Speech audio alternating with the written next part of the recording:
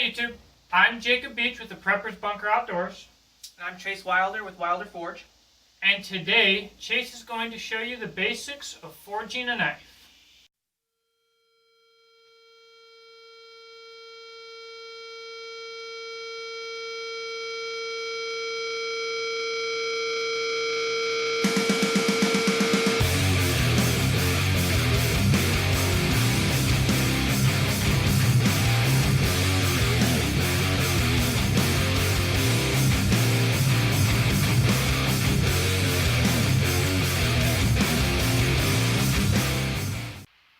Chase forges over a coal fire.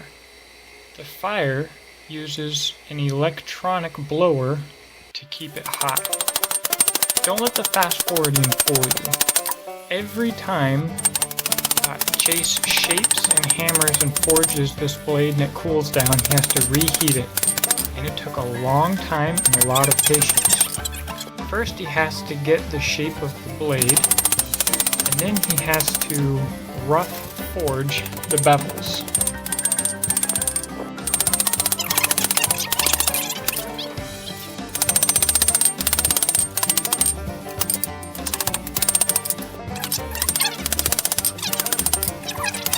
Getting the shape of the blade is a very, very long, labor-intensive process, especially when using simple techniques and a coal forge.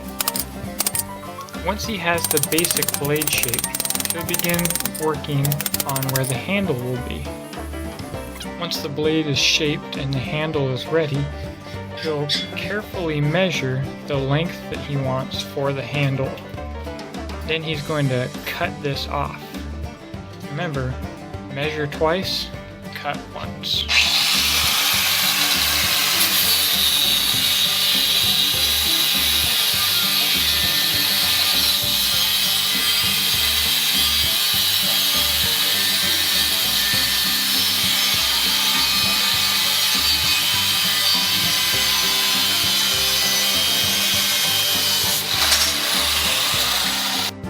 Next, the blade has to be annealed. This softens the metal and will allow Chase to work on it on the grinder as well as drill the holes for the pins in the handle. Once it's cleaned and annealed, he can really get to work on making this knife blank into an actual knife. Again, he will measure out all of his points and draw his lines for his overall shape that he wants to make. Then he will begin grinding and sanding it down the way he wants it.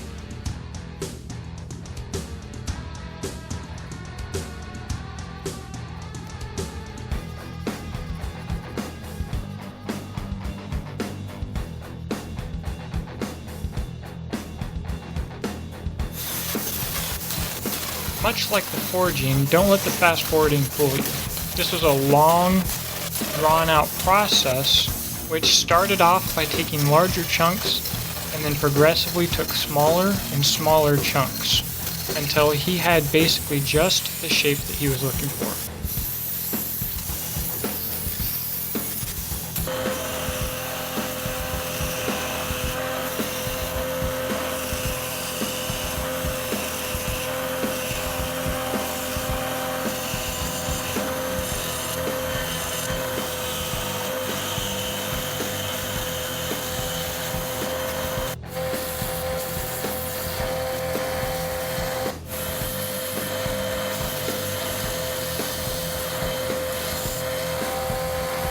Once Chase has the general shape, he's then going to work on the primary bevels. This is very important because it takes a lot of skill and experience to get a nice, even, flat grind. And then to finish it all off is the hand fitting and the hand work, of course. This took a very long time, like everything else.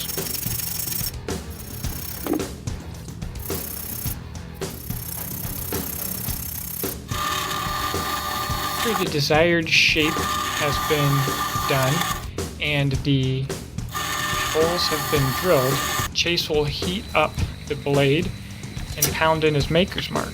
Then he will double check that everything is still straight. Once this is done, he has to normalize the blade. which means that you're going to bring it back to a natural hardness, which is harder than the annealed state. He does this by getting the entire knife blank hot and then allowing it to air cool, which takes quite a bit of time.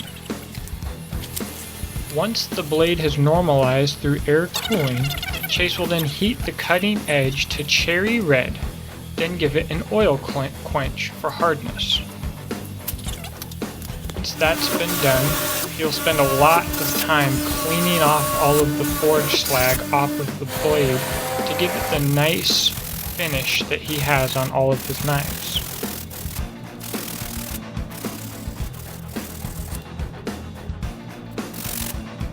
Once the blades have been completely cleaned, he slowly heats the tang first until it's all turned a dark gray color. Then he heats the blade so that the spine is purple or blue and the cutting edge is a straw color. This will give him a differential hardening, meaning that the edge will be very, very hard, but the spine will be softer and the tang softer yet, which makes a very tough blade.